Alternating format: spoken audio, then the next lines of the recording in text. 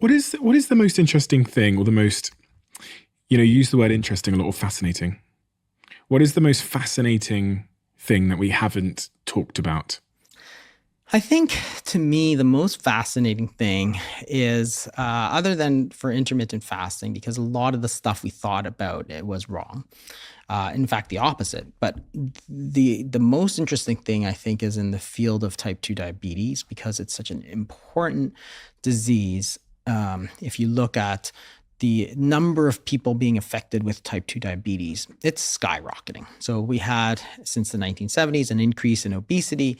Then we had an increase in type 2 diabetes. And I think the most fascinating thing, the most promising thing I've heard in a long time is that you can actually start to reverse this disease by changing the diet. And I think what's interesting is that you have to understand that type 2 diabetes is largely a dietary disease.